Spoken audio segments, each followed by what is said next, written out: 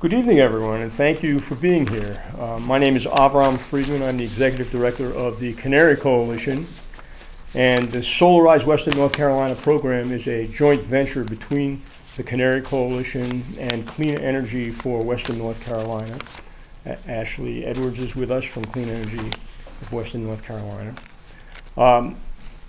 If you've read some of the publicity about this event, then you know that what we're doing here is introducing people to the concept of solar energy and energy efficiency.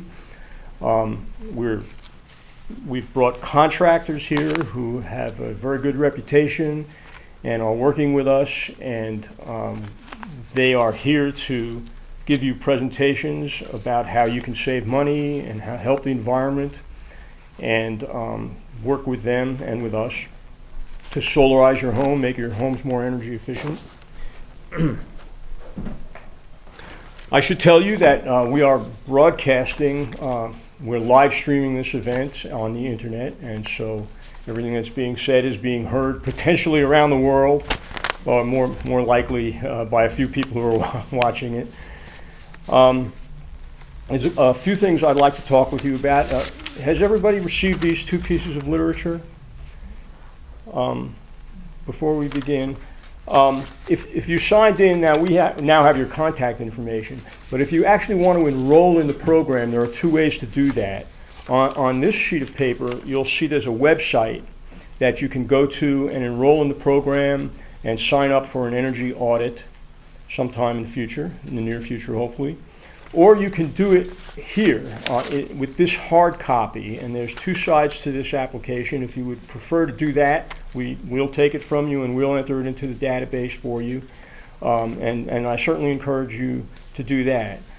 On the back of this sheet of paper, which describes the program and gives that website, I just want to bring to your attention three important pieces of legislation that are currently being considered in the North Carolina General Assembly that will help us in our quest to convert to solar energy and energy efficiency in our state.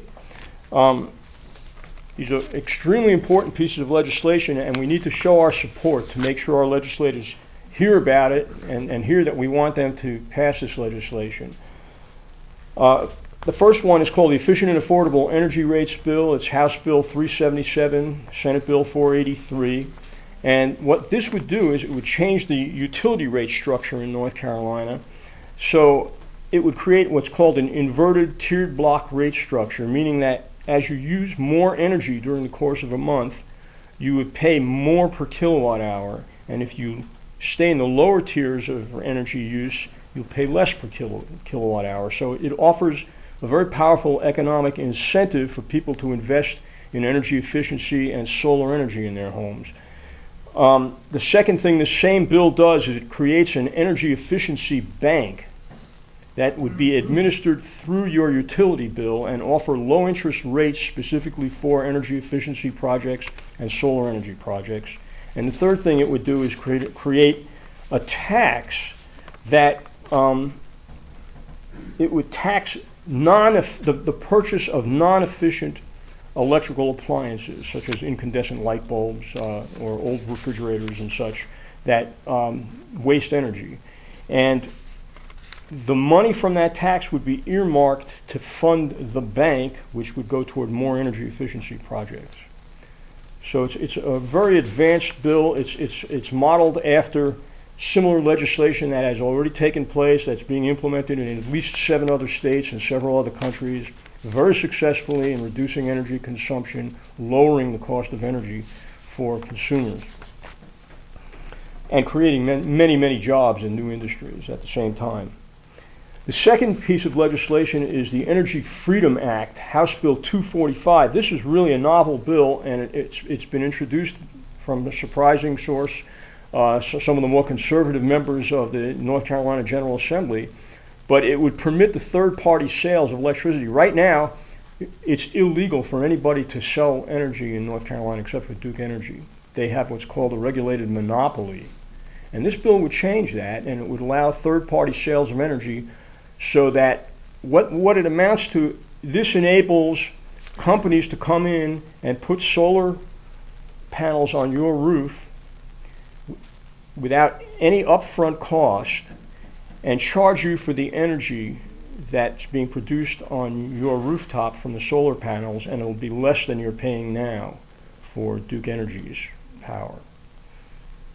So this is a really breakthrough piece of legislation, and it's got a lot of support from both parties, bipartisan support, and we hope that it can get passed, but we need to show public support for that. And the third important piece of legislation is House Bill 454, also Senate Bill 447, which would extend the solar energy tax credits in North Carolina. Right now, North Carolina has a 35% tax credit, which is the highest in the nation for any tax credit for solar energy, but it's due to expire this year, December 31st. This bill would extend it to 2021, so it's really important that we do that. If you would, sir, would you please sign up at that table? Thank you. So that's my message, and I would ask you that information and the contact information for our state legislators here in Western North Carolina is on the back of this. Mary? Missing Michelle, President. I'm sorry, yes, I am missing Michelle, yeah. Well, maybe I can find that out on the internet before we go, and we can make that an announcement at the end and add that address on. So now I would like to introduce you to Ashley Edwards of Clean Energy for Western North Carolina, and he'll take over. Thank you.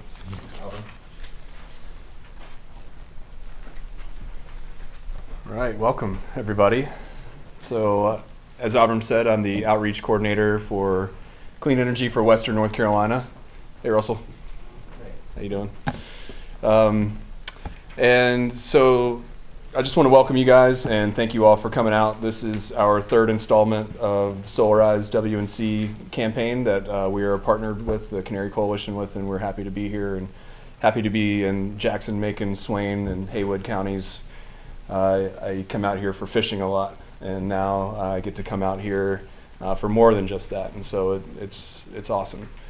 I just want to start out by maybe asking you guys to maybe share with us and each other briefly in a sentence or less maybe why you're here this evening. Like what are your guys' interests? Is it solar energy efficiency? Do you have a crazy high power bill, or are you more interested in the environmental reasons? Sure, go ahead. I just got the rating that Duke just put out, the three-tiered efficient, least efficient, most efficient. Now I'm not doing this for ego, but I had the most. I was at the bottom, which technically made me the most efficient house. Mm-hmm. Where I want to go with this is making my house completely so that it is solar and off the grid.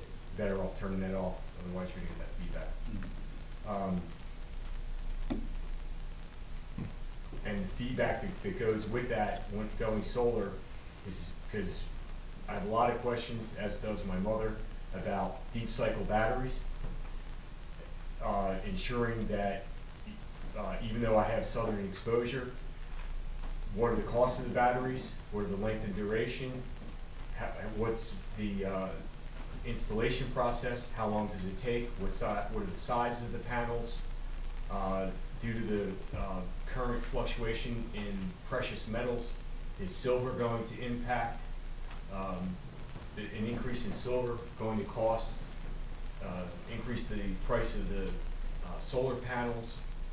So I know that that's a multifaceted sort of, Right. quiver of questions, but Yeah. Well, that's what I'm kind of looking at, actually. good. This particular part of the presentation may not answer all of your questions, but will have two solar installers here that you're welcome to ask questions to, and we'll do a Q&A after this. So, Okay. Great. Anyone else want to share with us while they're here? Sure. Well, we just moved here, bought a house on top of Waynesville Mountain. We spent 20 years living on a boat on Chesapeake Bay, Cool. so we were on a mooring or anchored that entire time. And we used solar panels and wind generator we really worked Right. And the solar panels work really good, so we're kind of interested now. Our house, top of the hill, it faces south, the roof does. So we're not interested in trying to install batteries and go off the grid because we know what's involved with that, and it's way too expensive. Mhm. It's too much of a hassle. Mhm. But we'd love to cut our power bill down, and more just to kind of, we like the whole idea of environmentally, Mhm. just try and, not use so much energy. Maybe down the road, if things pass, maybe even get some money back from the, energy company. Right. Great. Anybody else? Sure. Two things. I live in a townhouse that I hope to be selling relatively soon, and I'm interested in making some energy efficient modifications to it for myself. And I'm also interested in building a tiny house, probably in a month, and do like some applications for that. Cool. I love tiny houses. Not sure if it'd be right for me personally. I already live in a pretty small place, and it's busting at the seams. But that's really cool, though. I saw a hand over here. Yeah. I'm in the new construction phase, just getting started ground up, so obviously I want to be as green as possible. And I've looked at a number of issues, so I've already had some people come out to store and look at my area. Everything's fine and good. One thing that we probably will not touch on tonight, but I have looked at, is when you add geothermal, solar, or whatever, you increase the value of your property. Mm-hmm. And I have gone to the courthouse and found out that obviously when you increase the value of your property, your taxes go up. Now, that's a kind of a burden to me because I already looked at the geothermal and it raises it pretty good. So at my age, why would I even want something green, as far as, now I'm looking at solar and all this now is, in particular, we're talking Haywood County, are they gonna say, we can raise taxes because the value of this property is going up. So, it's, I think we'll be able to answer your question on that as well, and Ben will be a good asset there. He takes a holistic approach when looking at, especially new construction phase, passive solar, and other components that go along with that. That a lot of people aren't. If you already have your house and it's already sitting on your foundation, there's a little bit less options for you. But you're in a good position, so I'm glad you're here. And there are some rules against what you can be taxed just by adding solar onto your home. And you're right. I've heard $20 a watt is what it would raise your home value. That is the latest that I saw. but geothermal, I was looking at geothermal, I'm pretty sure now, again, I think it's $7.50 per, if they add to the value of your house. Per therm. And then per square foot. Okay. And then you're talking, whatever it is, and you do that, then you do your millage rate on that, and that's the day you move out of the house. So that's not good. Yeah. As far as we're as individuals. I'm not as keen on the geothermal part, but the solar. I'm just talking about the tax. Right. I think we'll be able to help you there too. So, anybody else? One more? Sure. We've got a very inefficient house that was built in the 70s and needs some work. But I've been interested in solar for some time. Took the course at Haywood Community College a few years ago. I had solar hot water in the past, and I'm interested in changes and techniques and so. Cool. Was that system on a different home than where you're in now? No, it's on the one I was on now, but unfortunately I developed a leak in my storage unit. At the same time I had to replace the roof, and all my kids moved out at the same time, which made it less Had no help. advantageous to do it again. I had 5 kids. Yeah. They took long showers. Yeah. But it worked great. Well, good. And I think definitely we can help you with repairs and stuff as well. So. All right, we'll get started here. First, we're going to talk a little bit about the program itself, how it works. Then Marcus Renner from Conservation Pros is going to speak a little bit about energy efficiency, and so how that kind of is incorporated into this program. Then Ben Yoke from Sugar Hollow Solar is going to talk specifically about solar. We'll come back around and I'll walk you through a little bit of the enrollment process at the end, and then we'll do some question and answer for you guys. So I hope you get out of this what you want to, and if you don't, I'm sure we can get you in touch with the right person. Email is available, and be happy to help you along down the road. And so, yeah, we'll get started. Like Avram said, this is a partnership, and it's a grassroots partnership between Clean Energy for Western North Carolina and the Canary Coalition to bring energy efficiency and clean energy to your area out here. And our mission, is, in the way we boil it down, is just to accelerate the adoption of clean energy in the South, and in particular for this campaign in your area. And this is a regional program. It's designed to help communities adopt clean energy and invest in energy efficiency. And what we really try to do is develop a clear path to utility savings, energy resiliency, and peace of mind. And so I think for all those reasons, we're kind of in here in this room today. And so how does Clean Energy for Western North Carolina work? I'll walk you through a little bit of text, and then we'll have a little visual aid there to kind of help reiterate what we're talking about here. But what we do is we vet and select solar installers and energy efficiency companies beforehand. So what that does is take a little bit of the legwork off of your shoulders. And so instead of Googling and flipping through the phone book about who's the best, who's right for me, what companies are reliable, we have already done that for you. And we vetted these companies through what's called an RFP, which is a request for proposals. And what that did was bring in about proposals from about 60 companies in the region. And through a few weeks, our director, Katie Bray, looked through all those, looked at financial records, looked at references and all sorts of other parameters that helped us kind of decide who was going to be right to participate in the campaign. And I think we've done a phenomenal job selecting these contractors for you all. We negotiate through that RFP discount pricing for energy audits and solar. We partner with local governments and nonprofits to help with outreach, to help bring people to these info sessions to where we can interact with you. We conduct info sessions like you're sitting in right now to help explain the program and tax rebates and services, what we offer. And after you get enrolled, we provide free solar assessments and discounted audits, and at that point you would contract directly with the contractors. Clean energy for Western It's kind of a visual aid for you, for people that do visual learning. Communities in Western North Carolina to adopt solar power and increase the efficiency of their homes, businesses, or organizations. To do this, the program resolves three main issues: cost and financing, education, and installation. We've cut costs by negotiating a discounted rate through group purchasing, allowing companies to concentrate on installation instead of sales and marketing. The discount from these initiatives totals almost 18%. We've also organized energy audits that identify ways to use less energy and save money on fuel bills. As far as financing goes, we've researched all the options to help further drive down upfront costs. The second focus area is education. We're offering educational sessions for the public to learn about the technology, tax credits, and financing options, as well as ask questions firsthand to installers.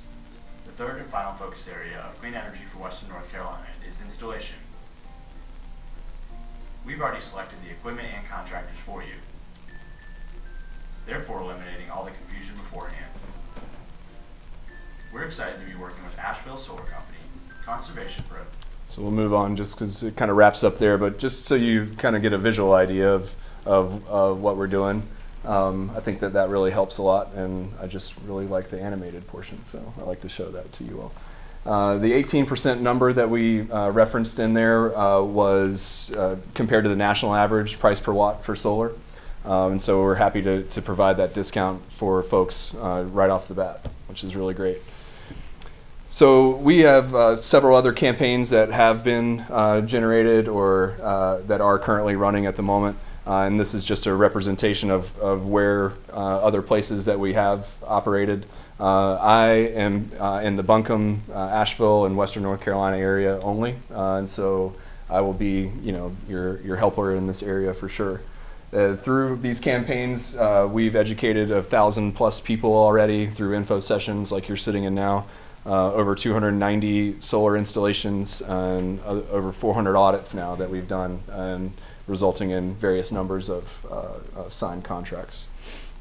What does this mean, though? It's we have helped in installing 2 megawatts of rooftop solar statewide, which is a pretty impressive number when you think about the actual footprint of a roof and how many multiplications of your own roof it would take to get to 2 megawatts. It's quite a few.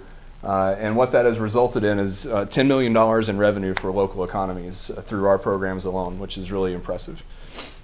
I think so anyway. So how does it work? And what the video was explaining, we have identified 3 major barriers to installing solar and becoming more energy efficient. And those are cost, red tape, and education. And so for costs, we've negotiated pricing ahead of time that is less than your average, what you're going to find by doing the Google search and looking in the phone book. For red tape, we have gone ahead and vetted the service providers ahead of time and done a lot of the legwork that it requires. And for the educational component, well, you're sitting in it now, and this is the free sessions that we conduct are just to get you connected with the right people, or who we think are the right people, so you can ask the questions that you need to find out, particularly for your situation, what's going to be the best for you. And through these, we've really felt like through breaking down these barriers, we really feel like we have created that clear path for folks. And the path that I'm talking about, this is on our website, but this is kind of a representation, and I won't go through everything. But your basics, signing up online, filling out the form, and then you get assigned a status. And this kind of helps you know what's coming. There's certain permitting and requirements for Duke to get net metered that we will help you through and help you through that process. A little less to do over here on the energy efficiency side, because a lot of that is basically the audit, which the auditing is done by our conservation pros. And then it's just about making the proposal and the recommendations, and you guys deciding whether you want to carry those out or not. But this is on our website, and I think it really kind of helps to see, hey, this is what we got coming. This is kind of a timeline of events for you guys. And so this is your call to action.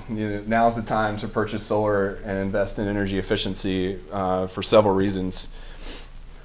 We do have a 35% North Carolina tax incentive that is expiring at the end of the year. And so a lot of times with these programs, Solarize and Clean Energy, we set a deadline for folks to sign up, and because we felt like it kind of helps with the couch potato effect, if you will. Well, I'll do it another time, or there's always next month. Well, the North Carolina state legislature has said, there is going to be no next year, to take advantage of this 35% income tax credit, which is very solid and very generous. And I would encourage all of you, if you're thinking about it, that this year would be a great time. Lowest price on solar equipment to date. Here we go. Lowest price on solar equipment to date. From what I've read in various places, prices of equipment have dropped about 80% in the past 5 years. And so the reason being is basically economies of scale. For a while there, we had solar panels coming from one place in the world, and now we have solar panels coming from many places in the world, being manufactured in the United States and Canada, which are fairly local. And the equipment that we use, the panels that we use, are American-made panels. And so those continue to drop for now. And so that's kind of what you were alluding to as far as metals and things goes. Yes. We do anticipate them going up in the future. We don't think that they're going to be much lower than they are right now. How much I don't know. Utility rates continue to increase. I'm not sure if anyone's in Duke Energy here, but you probably noticed sometime around December, maybe January, that your bill was slightly higher than maybe it was. 4% increase happened just this year, and we don't anticipate that stopping. So this is solar and energy efficiency both are great ways to protect yourself from those rising energy costs that are going to continue to happen. Increase your home value, this gentleman alluded to. That is a fact. Houses that have solar and energy efficiency techniques and solar systems installed are worth more money on the market. You save money on your utility bills, that's kind of a given, and reducing your carbon footprint, which is also great. You guys don't need me to tell you what a beautiful place you live in, and so these are the resources that we're trying to protect. I just saw on the way over here, or when I got here, that in the Allen plant, the Duke's Allen plant, where they would deposit their coal ash, there are 50-some families with wells there that Duke sent a letter saying, don't drink your water, it's toxic. And so this is what, that's not carbon per se, but this is what we're talking about, protecting our natural resources, and there definitely is an environmental consciousness that comes along with improving your home with the ways that we're talking about. And I just wanted to talk about a few facts that have come out about solar and energy efficiency lately. The North Carolina Sustainable Energy Association released a report back in February that highlighted some of these numbers. In 2014, North Carolina ranked second nationally in new solar construction. A lot of that is utility grade, but quite a bit of it is residential. And so that was really good, and a lot of that is because of our generous tax incentives that we currently have right now.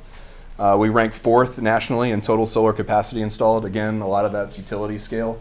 There are companies out there like Duke that are building large solar farms because they do have standards that they have to adhere to before a certain time in the future. They have to get a certain amount of renewable energy from, or a certain amount of energy from renewables.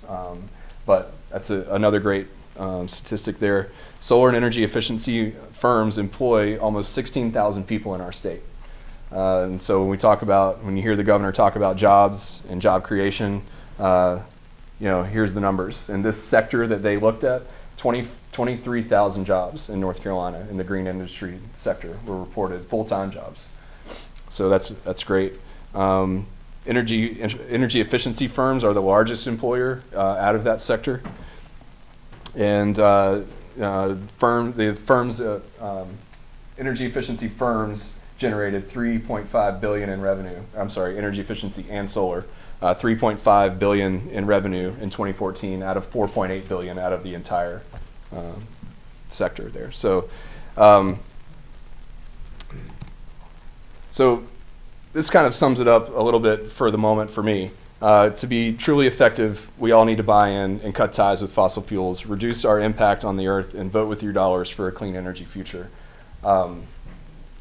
Basically what this means is that, 2 or 3 people going solar, not going to save the world. We need a lot of people to take part in this, to take part in these campaigns, to install solar, to get energy efficiency into their home so we can reduce our impact. And so I hope that we can help you. I hope that we can help you down that road because that's really what our mission is, and I know what these guys' mission is as well. And so I'm going to invite Marcus up here to tell you more about Conservation Pros, the work that they've done, and some of the success that they've had here recently. So come on up, Marcus. Thanks, Ashley. We're the ugly sister or stepchild of this movement. What we do is the energy efficiency part. So we go into homes and assess them and say, hey, you could increase the insulation, or you have too much air leakage, or all your air is blowing out of your ducts into your crawl space. We'll see why this is actually the first step, and that's one thing that we're really glad and proud to be part of the Clean Energy campaign, because Clean Energy said, hey, let's do efficiency as well as solar. Many programs just say, let's go solar. Now, I've always acquainted a house with solar on it that didn't have energy efficiency done. So you got the solar panels, but you didn't do anything to the building envelope or the duct system. It's kind of like having a hybrid car like a Prius. Great technology right under the hood, but it's got flat tires. So the system as a whole is a pretty bad situation, and you're not getting the efficiency and the value out of your solar system without making sure you're using the least amount of energy you can. And we're going to see why this is a good idea. Efficiency first, it's not we're not here to just fix the problem. We want to look at the solution, basically. Ideally, we want a net zero energy home, a home that produces as much energy as it needs and maybe more in the end. But first, we need to make sure that it doesn't need that much energy in the beginning. So multiple solutions, not one fix. So it's not about going in your attic, blowing insulation and go, great, you're done, go get solar. There's a lot more things that are going on there. There's over 300 systems in your home. we'll see throughout this part of the presentation. Our homes are like our automobiles. It's a system to get a roof over your head or to get you down the highway in the case of a car, but it's got all these other systems that interact with each other. And who's taking care of all those systems? We know with the cars, there's a bunch of engineers that deal with that. With our homes, not so much. Actually, we'll stick with this. Another thing, we talk about energy efficiency saving money. Well, isn't what life's all about, right? There are a lot of other things out there. When we look at homes and do energy audits, we are looking at all sorts of different things. Efficiency is very important. Indoor air quality is very important. I'd say that's number one. I find it very interesting, and I'm no doctor, but when you look at the first world nations, we have double the respiratory illnesses than other first world nations. Kind of interesting. And we also are the predominant nation with crawl spaces. Who likes going in their crawl space? I never get anybody. I always want somebody to go, yeah, because I'll go hang out with you. So indoor air quality is very important to us as well. Safety, if you have combustion appliances, furnaces that burn a fuel like gas or fuel oil, wood stoves, things like that, those have poisonous gases in them. We want to make sure those get out of the house after work's done. Durability. We build out of wood. We all know that in Appalachia, if you take a log and put it in the forest and come back in a couple years, it's not going to be the same log. We build out of that log, and so we have a lot of problems. It's a constant battle in this area to keep our houses from, mold and mildews and insects and woodpeckers going after the carpenter bees and the eaves. I have a family member that had to be stopped from using his shotgun to kill woodpeckers because of those. So it's a big issue. And comfort. How much is comfort worth to you? You can't put a price on comfort. We deal with people all the time that don't use their top floor, that don't use their bonus room for certain times of the year because they can't heat it or cool it. So can't put a price on comfort. So we have to ask why we have these problems. I have clients all the time say, well, why didn't my home inspector catch this? Why didn't the building inspector catch these things?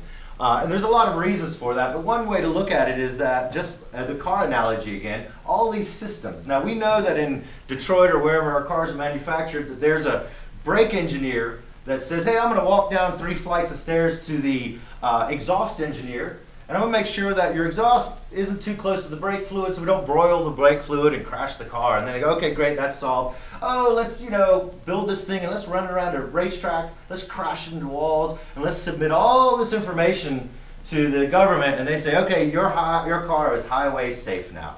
And as consumers, we go out and we say, I want the car that is built to minimum highway safety standards, right? Because it's the cheapest. We don't do that. We say, I want a safe car. I want to take my family to Disney World in a safe car that's comfortable, that has heated seats, all these wonderful systems within our cars that we pay more for. We have seen cars that are built to minimum highway safety standards. Anybody remember the Yugo? Right? See it around anymore? Unfortunately, we live in Yugos.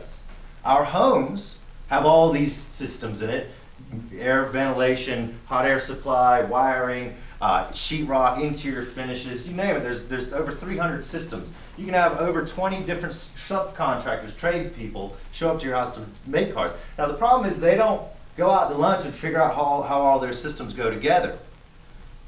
Because as consumers, we say we want the lowest bidder when it comes to our home. When it comes to our car, oh no, we'll pay some more money. When we spend, when it comes to our home, where we spend maybe 80% of our time, we spend 90% of our time inside a building in America, which I didn't believe until I looked at my day, and I was like, wow, I do. So we have all these systems that aren't really talked about, and we want the most house for the least amount of money, and then the contractor, who they get a bad rap, but it's our fault as consumers, we wanted the cheaper contractor, goes to the subcontractor and goes, who's the lowest bidder? So our country is built by the lowest bidder. Oh gosh. So we have all these problems we have to deal with. So what we want to do is take a systems approach. You don't want an insulator coming to your house to deal with energy efficiency. They know insulation. Great. Well, in energy efficiency isn't just insulation. It's air leakage, it's duct leakage, it's all sorts of other things. So we look at all your systems, figure it all out during this roughly 2-hour audit using diagnostic testing and all sorts of other things. Put it in a big report about 12 pages long and say, here's what we recommend for your house. Here's what we found. And here's generally the cost to improve that. Now, we want to look at this pyramid of conservation, because usually what we see is people go, I want to go efficient or I want to go green. I'm going to get renewable options. I'm going solar. Well, it turns out there's all this down, and this is the pyramid of conservation. So what we have over here on the right are all the efficiency things you can do to your home. And as you see over here, as you go up the pyramid, things get more complex and things get more expensive. So I see this all the time, hear it all the time. Oh yeah, my house is drafty, I need new windows. Gosh, why are they second to the last thing you do? Well, it turns out that windows aren't the problem.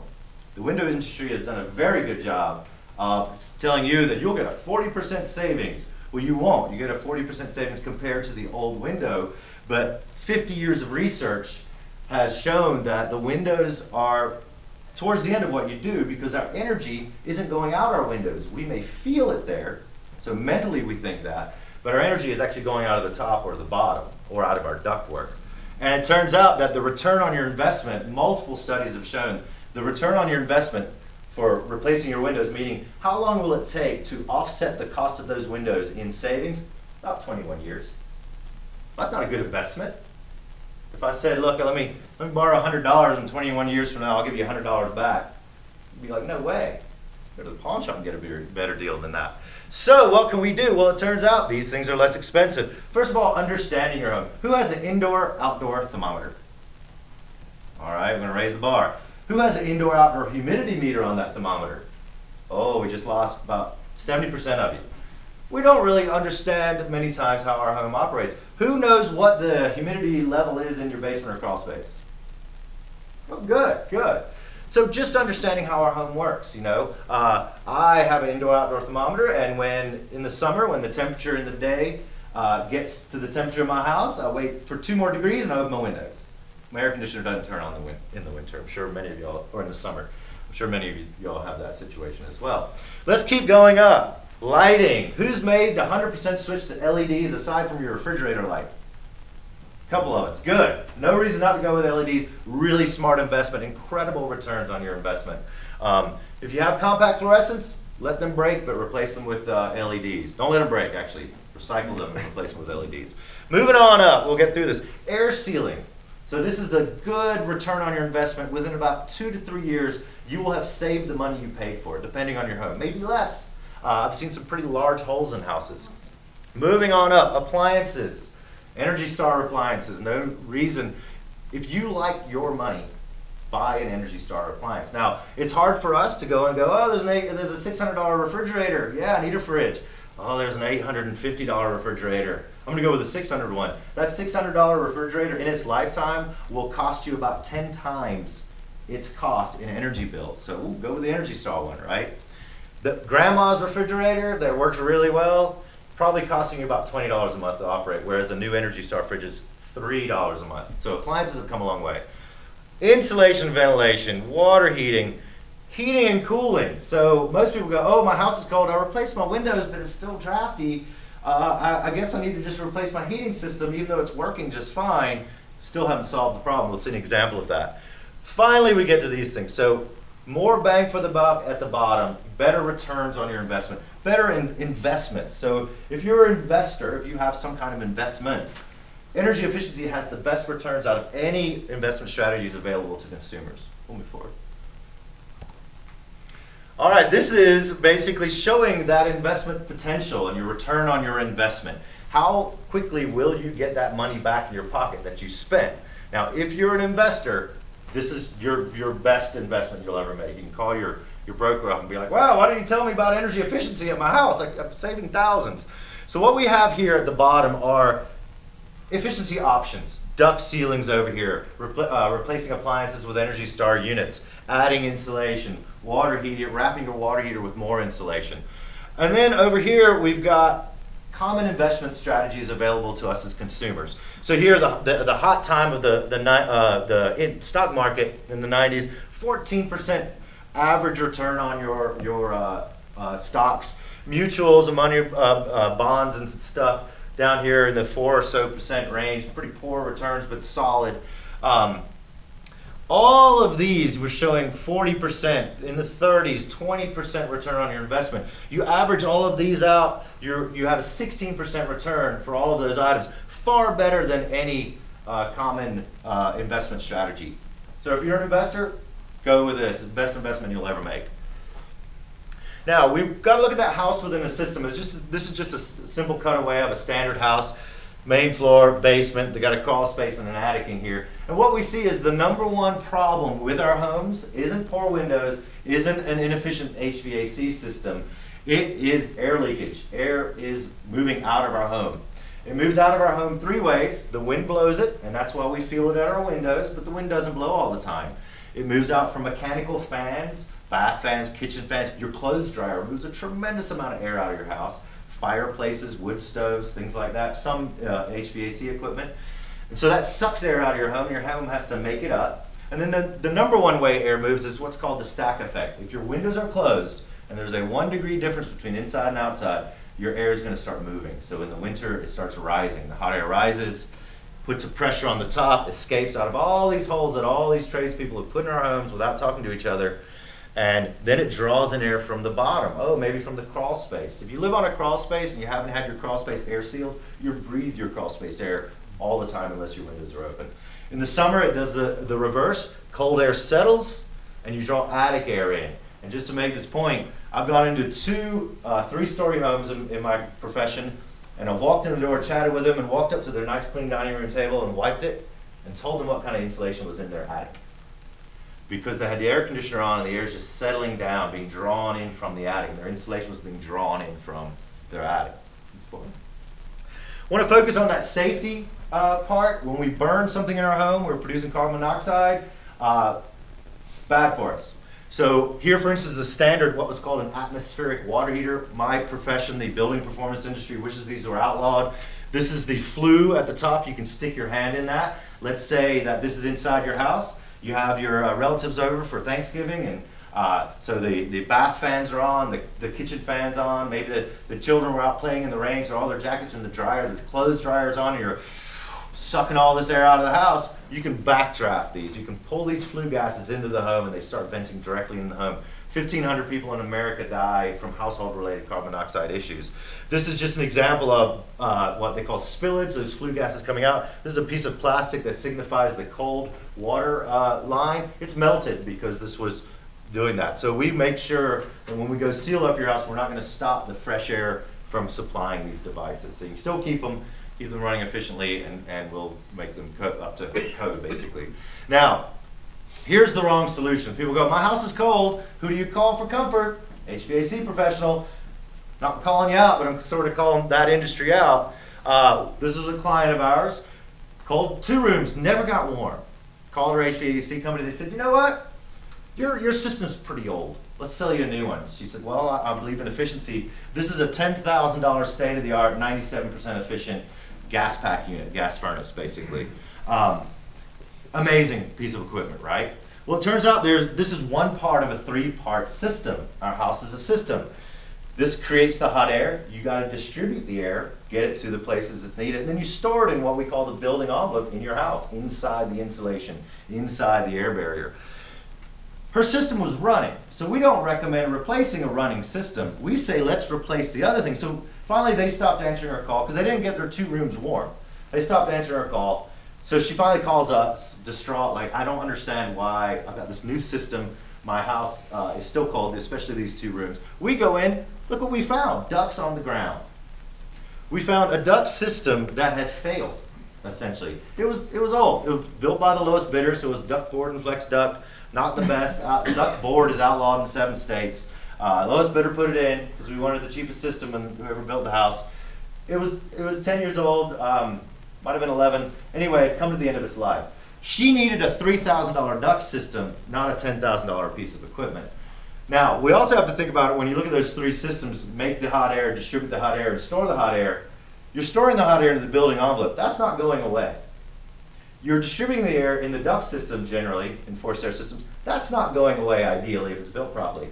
So we have permanent fixtures of the home in the other 2 systems, distribution and storage. The one thing that we know changes is the part that makes the hot air. So let's invest in the important parts that are staying there. I've seen homes that have have had 5 sources of heating over their years. You know, older homes started with wood, moved up to coal, you know, up fuel oil, and now they're running on a heat pump or something.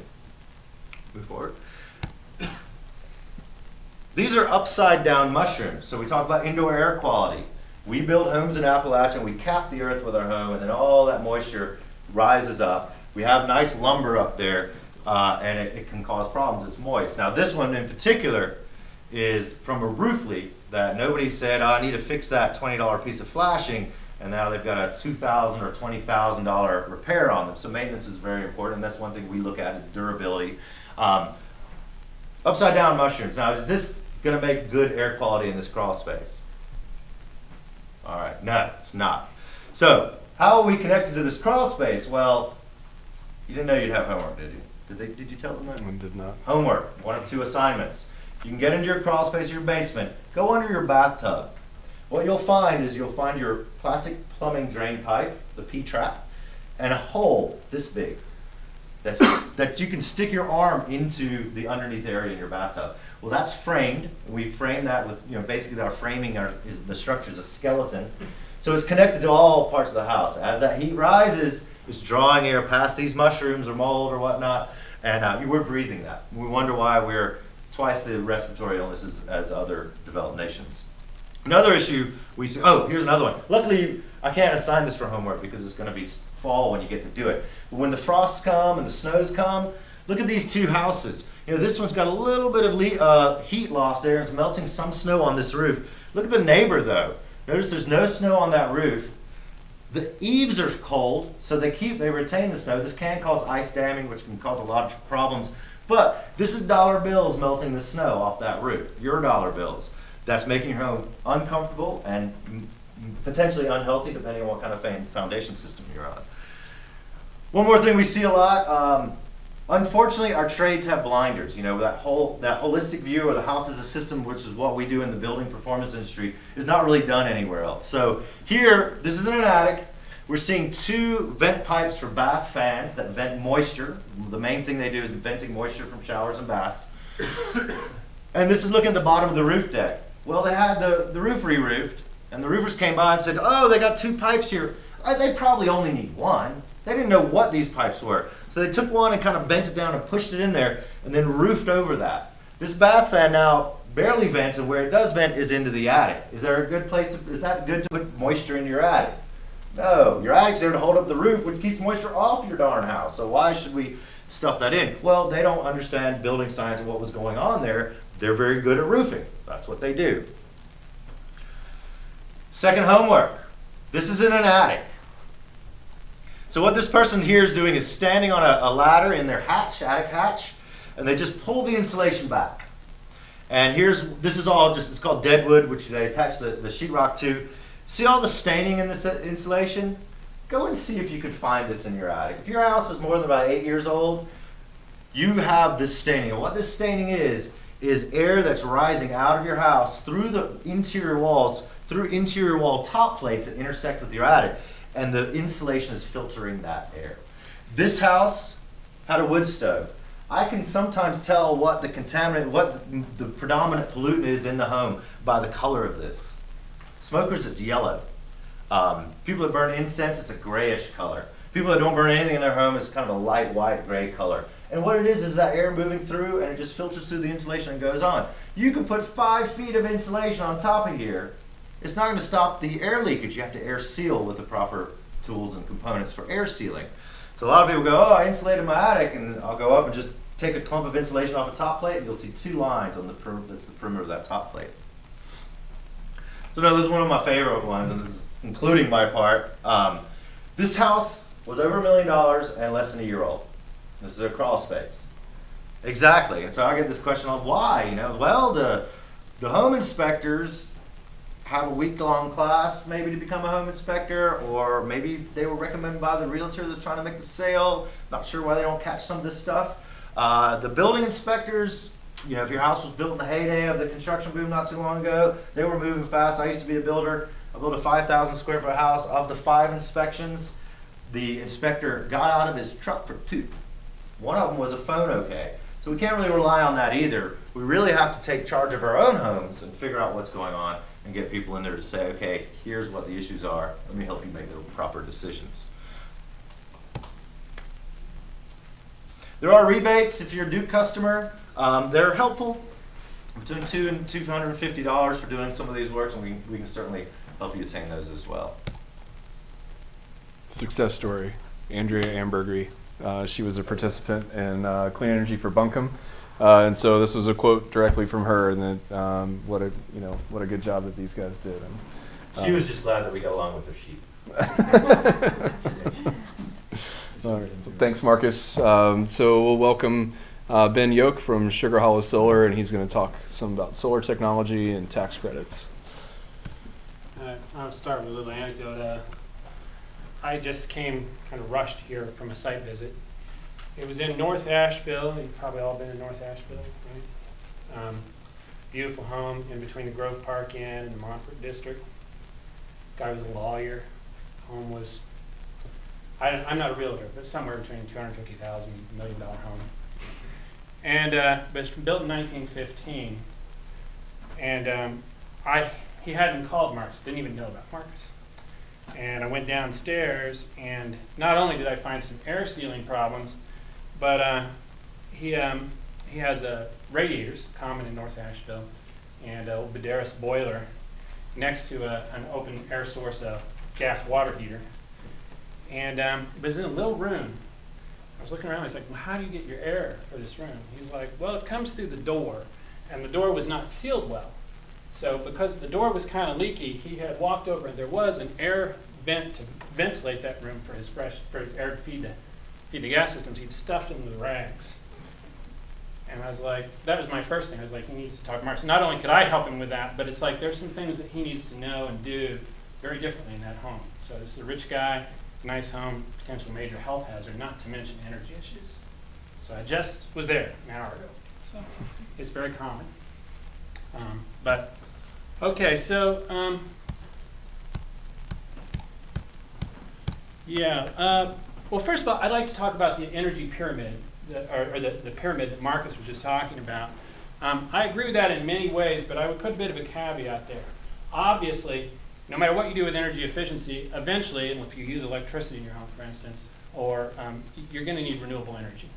Okay, so, but I do like to think very, very much of the holistic approach because we're all trying to do the right thing here, and I am 100% not into the idea of just selling you a solar system if you haven't thought of this holistically. Not only energy efficiency, but particularly if you're doing new construction.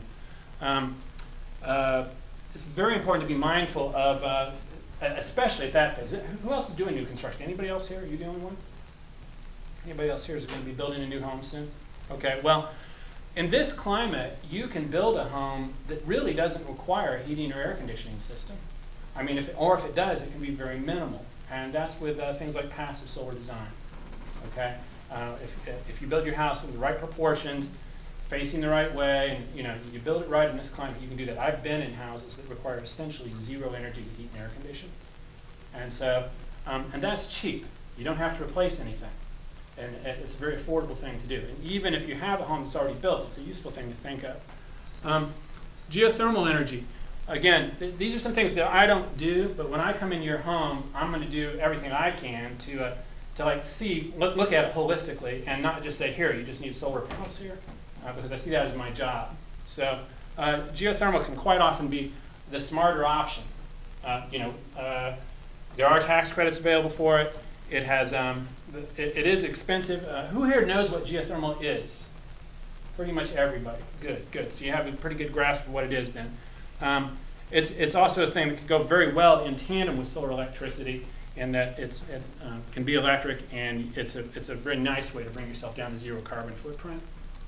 Then we have other things that we focus on, particularly, again, this is with new construction, minimal site disturbance, small footprint, and of course highly energy efficient.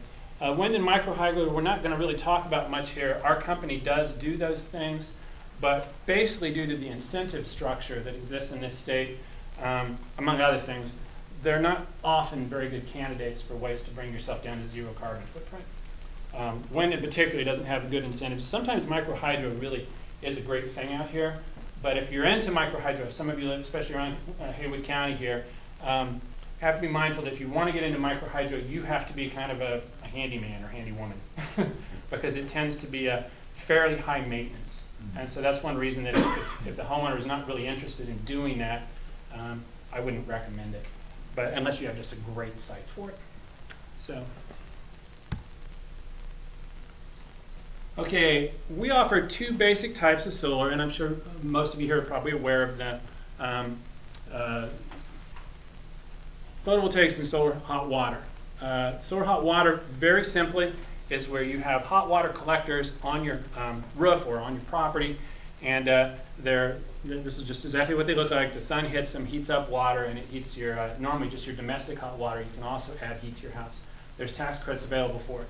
But the main focus we're going to have now is on solar electricity, and that's something that's important to know about because that has really changed just in the last few years. This business of the 80% drop in cost has made solar electricity normally the wiser option. It's if you think about it, let's say you're trying to heat your hot water with electricity. Okay, so you could use solar hot water or you could use electricity. And there's less moving parts with solar electricity. It's simpler, it's more long lasting, and it's almost the same cost now. So very rarely do we even talk about this option, and I'm going to kind of gloss over it. And then additionally, there's something called a hot water air source, a heat pump water heater. That's the word I'm looking for.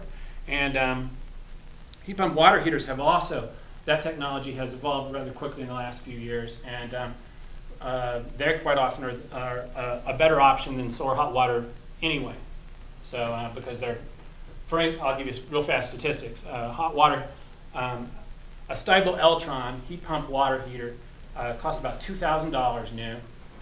$1,000 maybe after installation, so that's $3,000, and it will reduce the electrical consumption over a regular electric water heater by about 80%.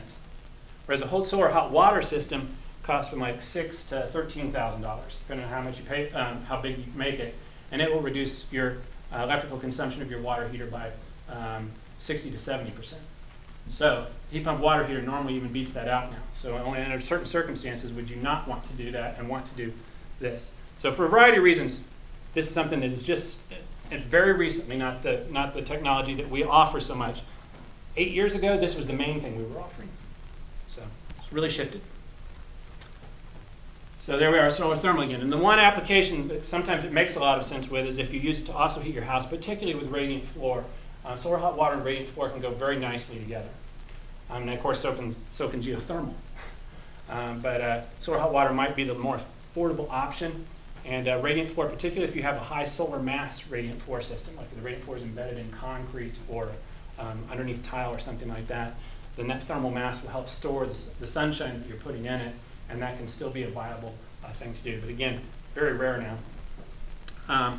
Now, so this is the main one, solar electricity. In my company, although we offer all these things, solar electricity is about 80% of what we're offering now. Okay. So, okay, so one of the main questions I get, the initial question I get on solar is, how big should my system be? It's probably what a lot of you are sitting here thinking. If I want to do solar, how big should it be? Well, you can normally boil it down to 4 variables, and then there's a determining one. Okay, your available solar window is variable number 1. So for most people, that would be your south-facing roof plane. Okay, and on that south-facing roof plane, you have trees that are shading part of it. If there's trees really shading one side of it, and you don't want to cut those trees down for aesthetic or other reasons, then you only have this certain size solar window, and that can determine the size of your system. It's kind of logical. Another one is, and this I call the environmental variable, production goals. Let's say your house, is consuming 30 kilowatt hours a day. You've done the energy efficiency thing. You can't bring it much lower. Then you might want to have a 30 kilowatt hour a day system, roughly, to reach zero carbon footprint and so forth. Aesthetic design, I'm going to jump to this one before this one because this one can quite often be the determining variable. You can live in a neighborhood with covenants where people don't like the look of solar, and you're going to have to deal with your neighbors, or it might just be the aesthetics of your particular house. You might not like the look of it. It just might not match, and sometimes I think that's a reasonable thing to say. So this can be a huge part of it. You know, a lot of people wouldn't want solar right in their front yard, facing out on the street, for instance, but some would. So it's a very subjective one, but it's a worthy thing to be thinking about. Now this budget, that's normally, frankly, the determining variable. Okay, and you can totally build a system that way.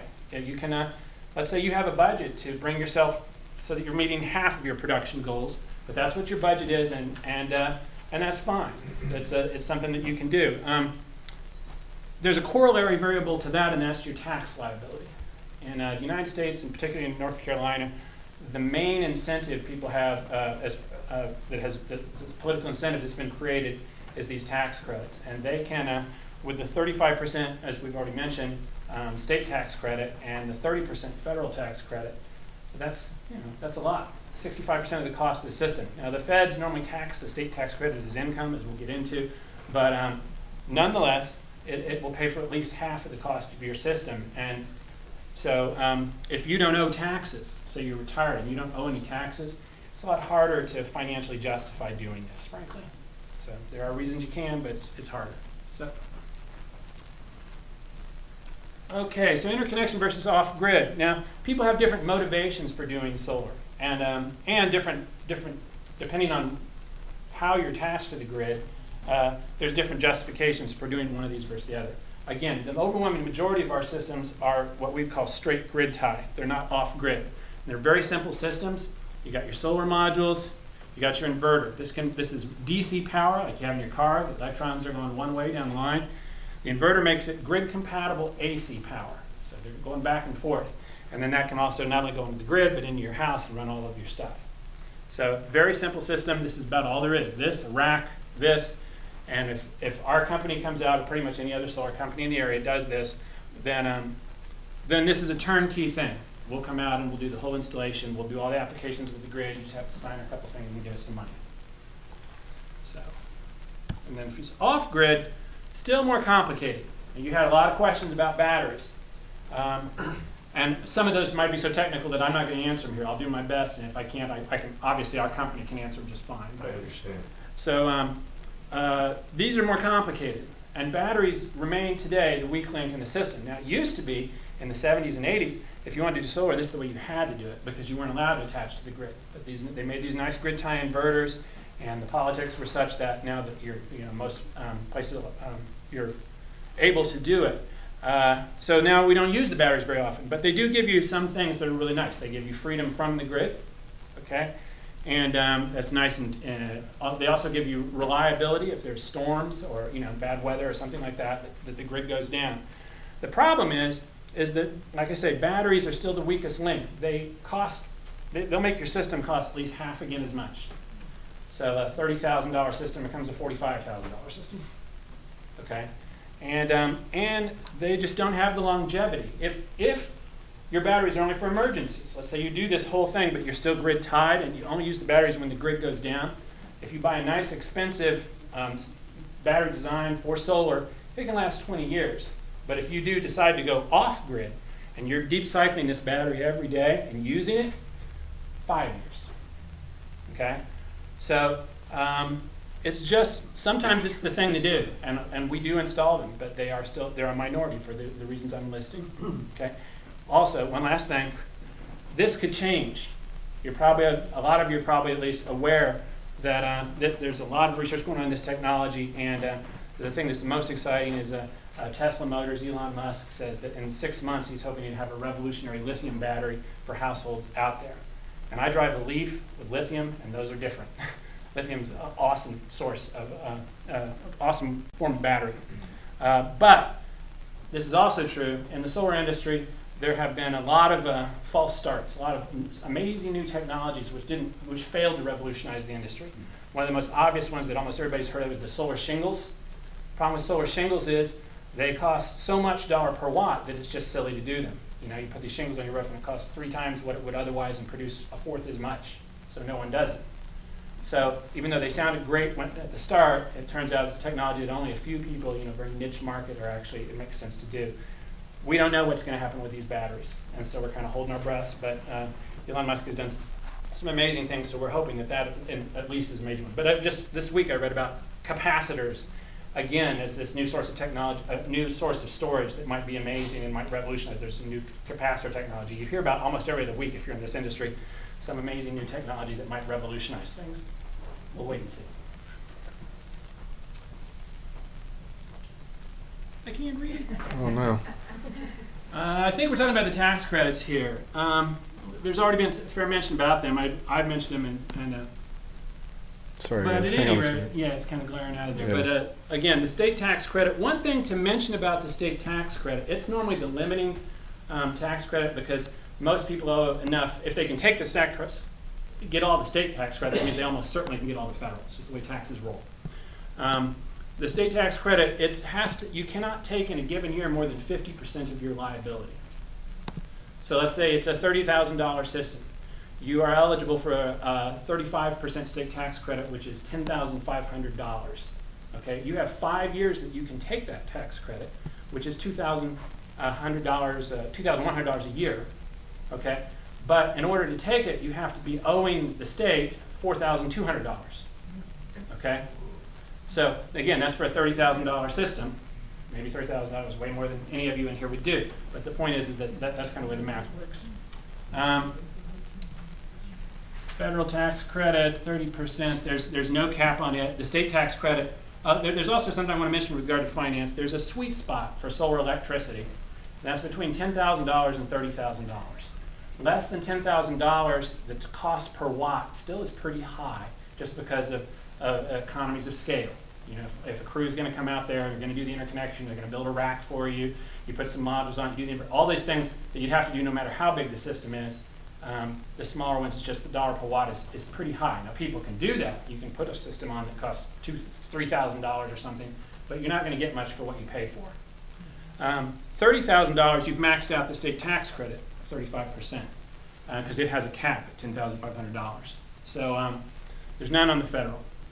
Okay, so you were concerned, I believe, about these two questions here. The property tax abatement. 80% of the appraised value of a solar system is exempt from property tax, and that's limited to solar PV. So that's kind of nice. As of today. No, that's been there for a little while. North Carolina property tax exemption, 100%. A solar thermal system that provides heat and hot water is not assessed at more than the value of a conventional system.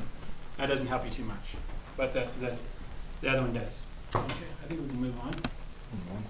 Before we lose power. Interconnect to Duke.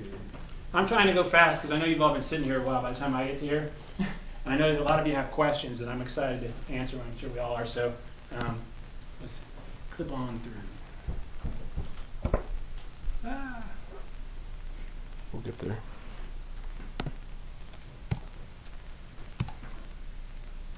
There we go. Okay, so who here is on Haywood EMC? The rest of you on Duke? Anybody not on Haywood or Duke? Okay. The State Utilities Commission has required that Duke Power allow net metering. It's a whole discussion in and of itself. Okay. Net metering basically means that the power you produce. Let's say today was a beautiful day for solar. Okay. Let's say, but your home wasn't consuming much. Today was a nice mellow day, so a lot of people didn't have hardly anything on in the home. So let's say your home is consuming a kilowatt of energy, and your solar system, a 5 kilowatt system, is producing 5 kilowatts. So one of those kilowatts is going into your house. The other 4 are going to get sold back to the grid if you interconnect a net meter with Duke. Okay. The cool thing is they will be sold back to the grid at the retail rate. It's like your meter just going backwards. So the retail rate is roughly 11 cents a kilowatt hour. So you're saving that in your house. You're not even having to do anything for it because the solar is generating that 1 kilowatt, and then those 4 are going back at 11 cents a kilowatt hour. Then at night, like right now, the sun's not shining, you're buying that back. So it's basically like your meter goes forward and backward. Another way to think of it is it's like you're using the grid as a big old battery. You're putting the energy on during the day, you're sucking it off at night. And you can do this throughout the year. So let's say in April, because it's a great month for not using much energy, okay, you're producing more than you consume, and you're putting it on the grid, and it carries forward month to month. So they actually note it out in May, but the principle still stands. So in the summer and spring and fall, you might be producing a lot of solar power, and you use it all up in the winter, and they carry it forward each month for your credits. Nice setup. There's a downside to it, though. power company, somewhat logically, does not like it, okay? They don't like it because they want to buy power at a wholesale rate and sell it to you at a resale rate. That's what they're in business for. They have no desire to buy power from you at a retail rate and then sell it back to you at a retail rate. How do they make money? Okay, so they're not too happy about it. The thing is when a tiny minority of people are doing solar, it works just fine. It incentivizes solar to grow.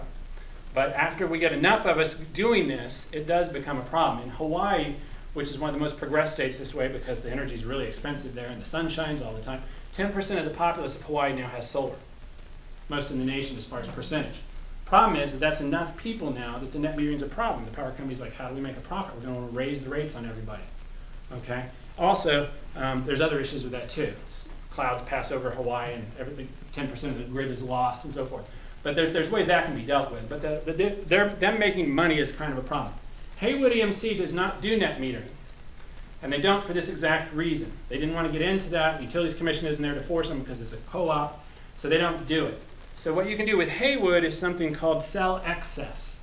Sell excess means you buy the power at 11 cents a kilowatt hour. And if your system is making more than you're consuming, you sell it back at the wholesale rate, which is like 5 cents a kilowatt hour. Not as good of a deal for you, but more sustainable. So if your motivation, and everybody in here, I hope at least part of your motivation is environmental, because frankly, there's the whole reason we have these incentives is because there's a major environmental reason to do it. So in a sense, your motivations are more purely environmental if you do that. You'll still get the nice tax credits, but your return on investment won't be quite as nice as if you net meter. But there's no reason to believe that that will ever be a problem with Haywood doing that, because they can make a profit just fine off of you. Okay, so it's a nice thing. SunSense is something that Duke offers, and it's an additional incentive that they do because power companies have a difficulty that during peak generation times, like when it's really cold or really hot out and everybody else is wanting to use the grid, they have to ramp up extra power facilities, and they don't like doing that. So they see that solar is an advantage, particularly in the summer when it's really hot, the solar's cranky. So they will give you this extra incentive that works to their benefit, okay, of $250 per kilowatt hour of installed solar. But the problem is then they give you a really complicated, it's almost an inscrutable rate schedule, where it's iffy if you're actually making money. But you actually do. It's slightly better to do this with Duke, slightly, but it's not a major incentive. NC Green Power, they do something called they will purchase the credit for you generating your power. And it's another incentive. It's a nonprofit organization that does this. Whole other story. They're not doing particularly well. It's not terribly relevant right now because they've already maxed out the amount they're going to do this year, for instance. It's an example. It's updated a little bit with new numbers.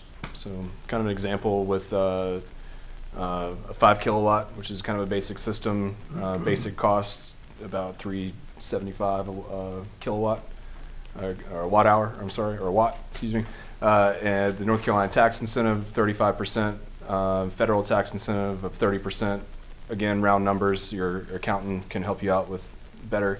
The net after the incentives is $5,750. You look at the production, 6,500 kilowatt hours of AC a year. And what that translates to is $715 of production per year. And then, so if you have your net cost of $5,750 divided by your yearly production value of $715, that gives you a simple payback of just over 8 years. Which is an awesome payback. We're finding, to be frank, that the best we normally get is around 10 for return. That's if you net metering, you get around 10, or you get a full solar window. So another thing that's important to realize about solar windows. If you don't have sunshine on your property, it's hard to make energy with solar. And so for instance, if your roof is south facing and it's shaded half the day, then for the money you spend on that roof versus the same size roof that somebody has no shade, you're getting half as much power and it takes you twice as long to recoup your investment. Okay? So it's good to have a solar window on your property to do this. Now you can do it for, like I say, the incentive is partly environmental, and you can put solar panels on a roof that only have a 20% solar window, and still you could make the argument that it's kind of a good thing to do, but at that point very much only kind of. But enough said. Is anyone here interested in solar for commercial? And even if you're not, I want to say something Okay, really fast. go for it. Really fast. This is where the money makes the most sense. So if you have a small business, say, let's say you're a dentist and you have a dental office here in town, okay, and you have nice sunshine on it, then you should seriously be thinking about solar. These people can have return on investment of under 5 years, okay? I just closed a big solar job today, biggest one our company's done, yay! It's a 40 kW system, and this guy he's figured it out. He's installed a bunch of them on his property and he's calling himself an energy company. So he's got something like 120 kilowatts of power on his property now. A dental office in Silva, I'm hoping to close here this week, I don't know, but they have like a 4-year return on investment that we've projected. And that's partly because of this, okay? This is an incentive that's offered by the government, accelerated depreciation. So not only do you your nice tax credits, and there's no cap on the state, or it's a big cap, you're not likely to run into it on the state, you get this. So between this and these, it's an amazing investment if you owe taxes to do solar nowadays. So some of this kind of talks about the difference between photovoltaics for commercial buildings versus residential. And we don't have to get into that, but systems can be modified depending on your roof type. We do have a representative from Haynes. Russell, if you want to raise your hand. Haynes Energy Solutions, he's our one of our commercial partners. And so nonprofit organizations, anything like that, if you all are interested in that, Russell is a great person to talk to as well. So we'll just kind of move through this really quickly. Solar thermal is also a possibility for commercial buildings. Much better option for commercial buildings still. Depending on demand, and I think that's what you're saying. If we have a large demand, for hot water, then it's going to pay off really quickly to install solar thermal. So anything like multifamily housing, breweries, restaurants, we would hope to something like a health facility, fitness facility with a pool, things like that. So. And again, you can have the accelerated depreciation on solar thermal.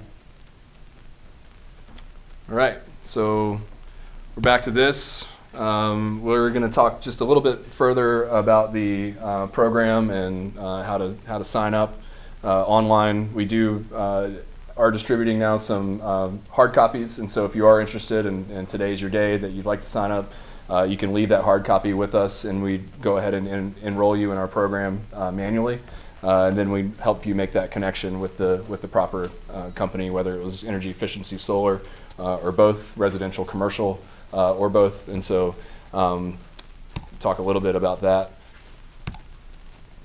So we do have a website, www.cleanenergy4.us, and you can get to the WNC page by following the rest of the link, /clean-energy-4-WNC.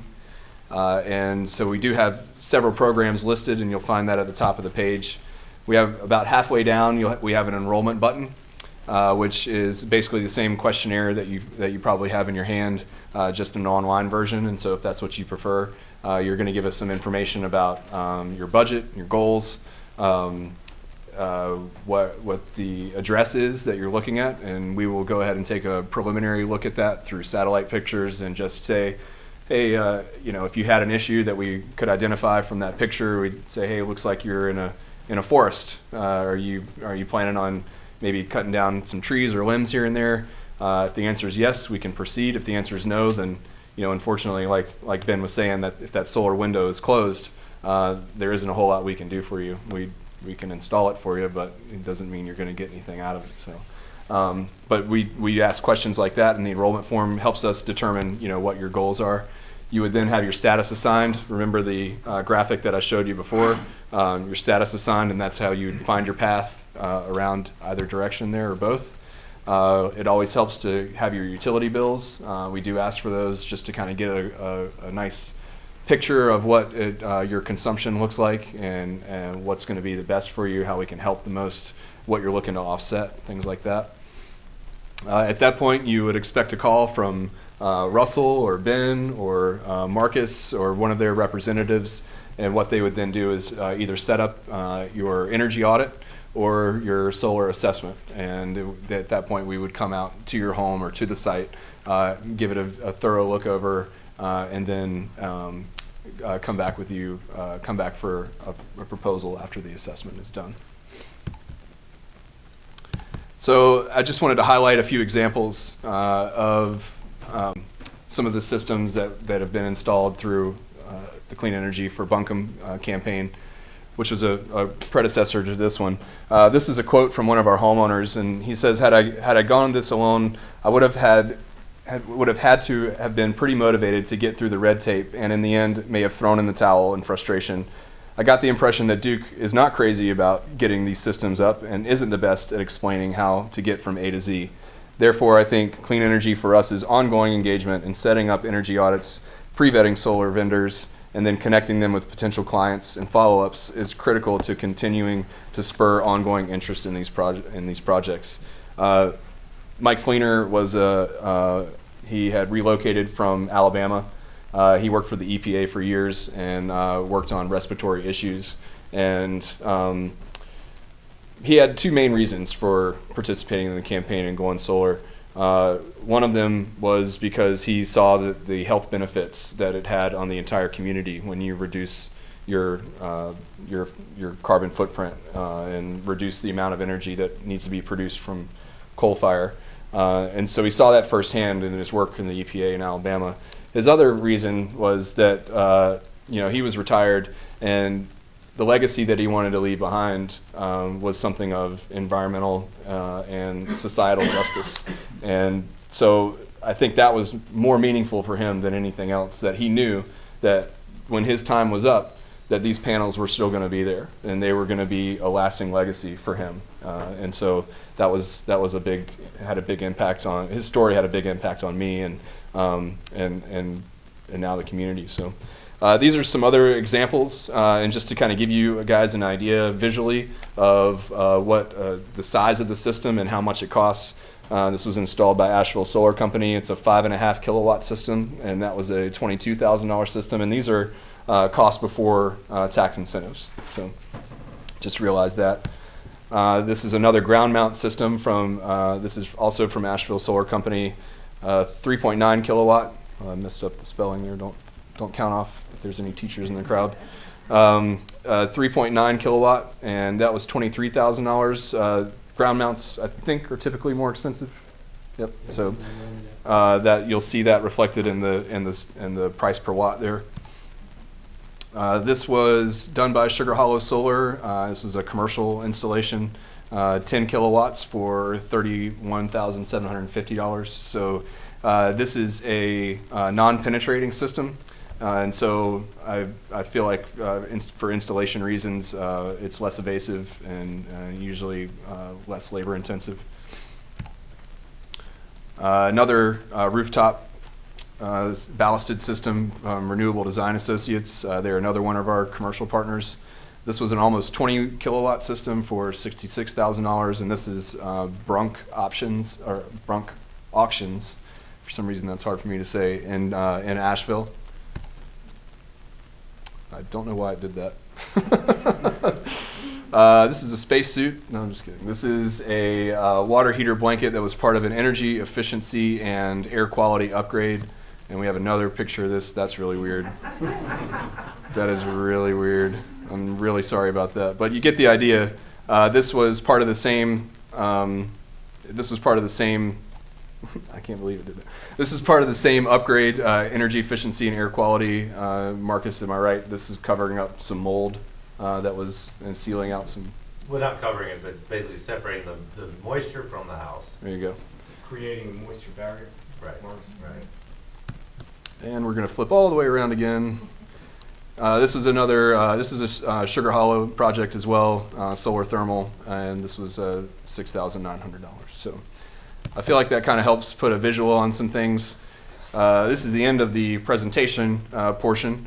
You can see we've worked with a lot of folks around on the left side there. Those are some of our community partners that are listed. And on the right there, these are the companies that we've worked with throughout the state of North Carolina.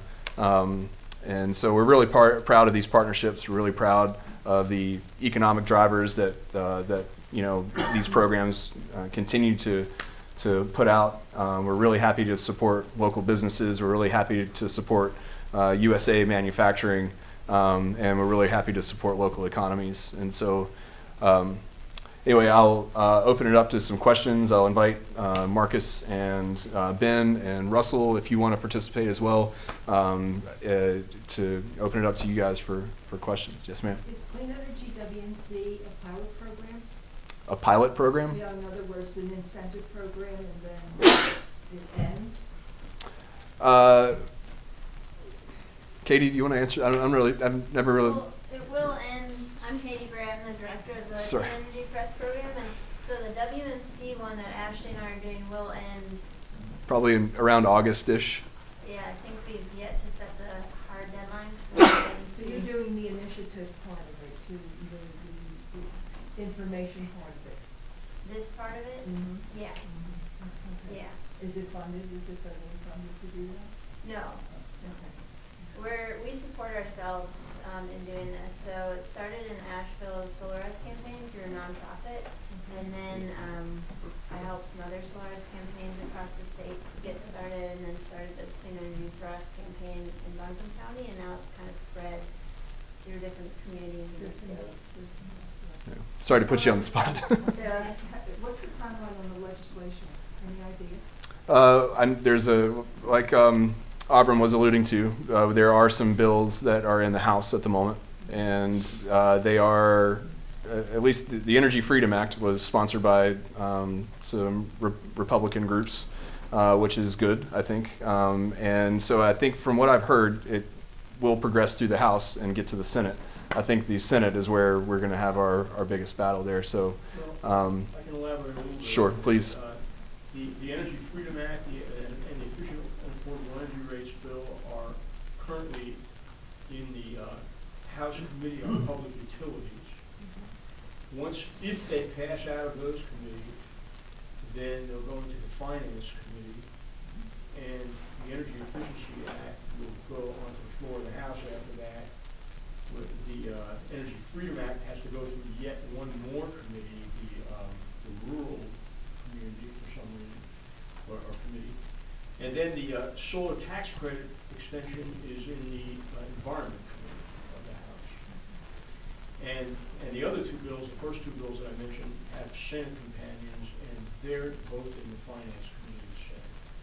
So we have to really contact those legislators in those committees, targeting those legislators to get them out. And while if I can have a floor for just a moment, I have Representative Michelle Presnell's contact information. Something I'll write this down. It's 919-733-5732. I'll repeat that again. 919-733-5732. And her email address is Michelle, M-I-C-H-E-L-E, .Presnell, Presnell, @ncleg.net. NC what? NC? NCLEG, N-C-L-E-G Legislature. Oh. .net. Cool. So maybe post that on Facebook too. Would be good. Yeah. Thank you. Yes, ma'am. Are the tax credits only if it's a primary home? Ben? Yeah. They are. If you own like an apartment or something, that's more problematic. We just had a couple weeks ago a solar thermal system on an apartment complex, and it's still being decided by the guy's accountant as to if he can try to claim that as a commercial business. So yeah, it needs to be your own home basically for the residential. To me, the simple answer. Was the question primary or like a vacation home? Yes. So could it be on somebody's? Actually, it's more, the question is more of not, it's like a secondary home. Well, if it's your, I'm not sure. I'm not sure. I think if it's your residence, and if you're living in the home that and you pay taxes to the state, and that's the home you're living in, then I think you could claim it. but I'm not sure about that. So it might be something to take on account, because I can't, I don't know the answer. Just like this is a car purchase, you're looking at something long-term. What are the yearly maintenance costs, if any, on these systems as you go through its life? The solar electric straight grid tied system, very, very little. Okay. It's nice to monitor what's going on, and pretty much most of the systems we install now have monitoring devices. And we didn't really talk about the inverters. There's like different types of inverter technology. There's ones where you can get an inverter on each module so that if one module is shaded, it doesn't affect the array. And those you can monitor each module every day, and if something's misbehaving, like an inverter or a module, then you can quickly catch it. But having said that, the solar electric modules themselves, that's like what's the maintenance on a window or a piece of glass or a brick wall. I mean, those things, they have 25-year warranties, and they should be producing energy in 100 years. Okay. The inverters are weaker linked, but they quite often have 25-year warranties, 10 to 25 years depending on the inverter, and they have virtually no maintenance, but they are a machine that can eventually wear out, although they don't really have much of the moving parts. Who honors the warranty? Our company has like 1-year warranty on all the stuff that we did. Contractors warranty. Yeah, and then the individual products have their own warranties. So like the modules, like SolarWorld's the main one we use. They have 25-year warranty on the module. SMA has 10, and for a very small amount of money, you can get a 25-year warranty. That's one of the main inverter companies. One of the Yes. Yeah. one of the things that a lot of the module manufacturers are going to, because there's been a lot of in and out in the market, they're doing a third-party insurance. Where is that? Well, where Like a car. well, where if something, if SolarWorld, for example, went bankrupt, that insurance company said we'll cover. And by the way, with regard to SolarWorld, which is one that we really like, they've been around since the 70s. They're American made. I'll just interrupt you real quick because I'm going to show a video here. If you guys are worried about maintenance, durability, It's a funny video. let's just watch this. Ben, you can keep talking, but just check this video out because it's pretty impressive.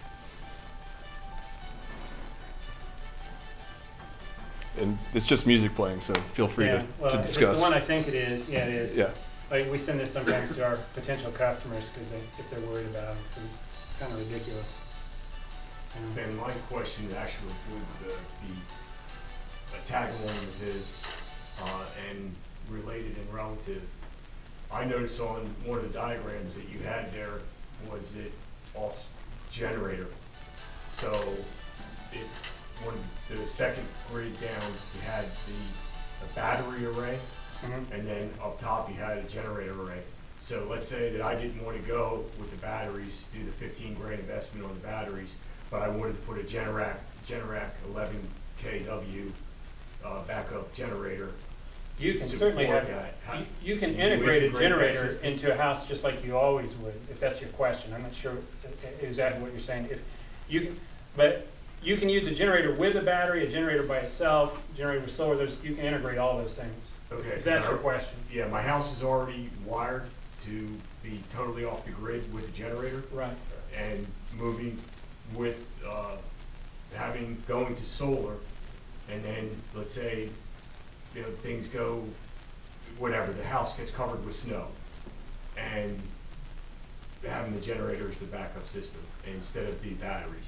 Well, yeah, but it's important to realize that in that case, the solar system wouldn't be running. Okay, if the grid goes down, the solar system goes down, with one exception, and this is if you don't have a battery.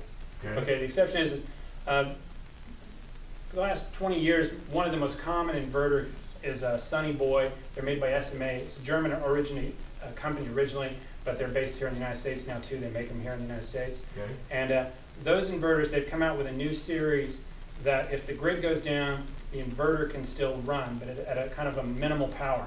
So for instance, if the sun is shining and you have like a 5 kilowatt Sunny Boy inverter for a 5 kilowatt solar system, that inverter, when the grid goes down, can still make that 1.5 kilowatts, which isn't that much. Maybe run a refrigerator, run a microwave, or charge a How about computer. a hot water heater? It wouldn't run your hot water heater. Okay. Not at all. How about the water, how about the well pump? No, Negative? no. This is a small source of power, and it would also be on a separate circuit.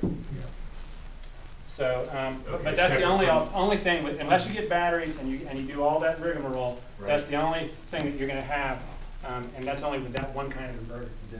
There is ways to do what you want to do. So it's Okay, not Russell. cheap. Right, so maybe instead of 30 grand, we're looking at 60 grand? Yeah, if you're off-grid, it's not an economic decision. It's a decision that the customer makes for other reasons, because untying the grid, untying from the grid is an expensive proposition. And most people don't like to manage power anyway. Sure. Well, it's better to hear it from the professionals. Yeah. You know, better to hear it from you, you know? I mean, it can work. I call them, we've got systems, you cut the switch off and it'll run, but man, it ain't cheap. Yeah. Well, yeah. Perfect, thank you, Russell. Thank you, I appreciate it. Other questions? Yes, sir. Can you give us a price range of, for the discount energy efficiency audit, what range? The So- cost of it, What range? What? I'm sorry.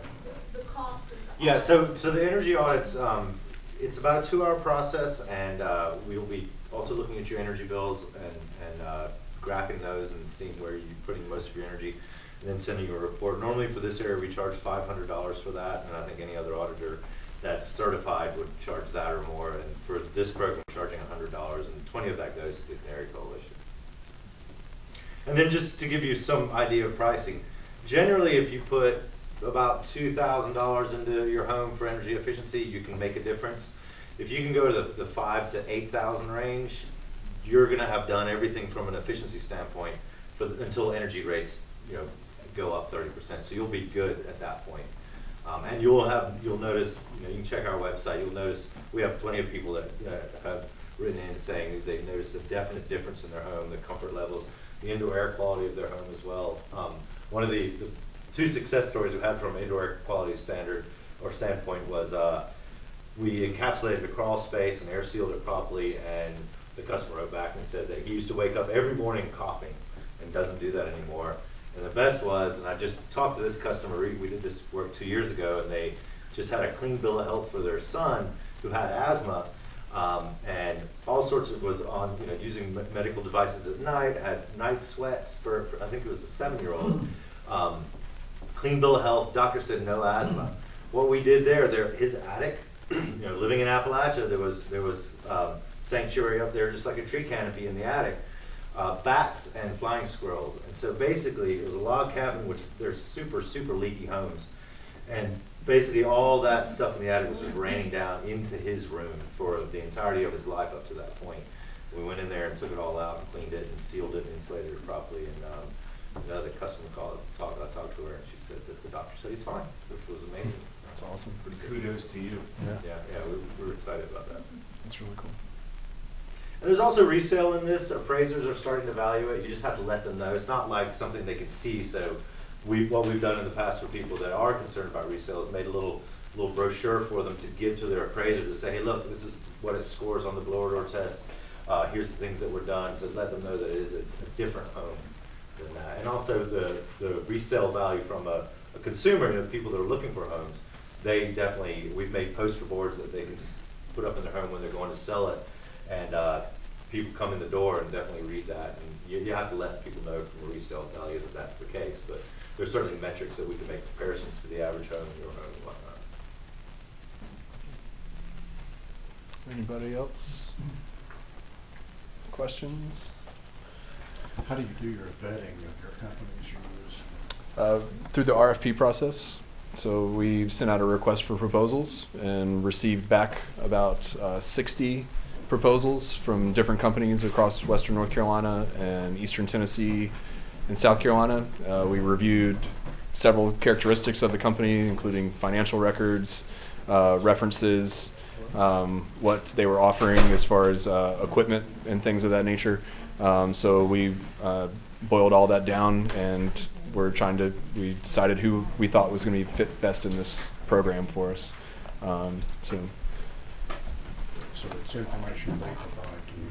Yes, and so in the proposal, we say this is what we are doing, and we invite you to give us what you would think is your best response to what we're looking for. And it was a very specific checklist, and I think if you had some specific questions that Katie would probably be happy to answer those for you about what all went into the actual proposal. So yeah, it's ticking. Time's ticking away. It's almost 9 o'clock, guys. And so only thing I will say from here is that our information is on the table. Abram's email is on the table. My email in the form of a card is there. If you have any questions, let me know. We do have some great resources on that website. Frequently asked questions portion breaks it down between solar and energy efficiency. So if you get home and it's very thorough. If you get home and you're, oh man, I forgot to ask Marcus that question about EE. Check that out first and see, because in all likelihood, those answers are going to be there for you. And if we're not, don't hesitate at all to pick up the phone and call me. My cell phone number is on that card over there. And unfortunately, and fortunately for you all, it's on me all the time. And so don't hesitate to call me. That's what I'm here for as your outreach partner and manager in this, and Abram as well as a representative from Canary Coalition. This man has solar education as well and very familiar with energy efficiency, and so he's your man in this area as well. So I just want to thank you guys for coming, and really appreciate it. This is a grassroots effort too, and so being a grassroots effort, you're not going to find advertising, you're not going to find billboards about this program, and so please distribute this information to your fellowships, to your family, to your working groups and things, because that's what it's about. With all the numbers that we said that were positive for solar, it's because we're gaining momentum, and we're gaining momentum because of our program, Solarize programs across the country and the state. So I just encourage you to share this information that you've got tonight. Share the contacts, and let's keep the ball rolling, because that's how we're going to make a difference. So thank you very much, guys.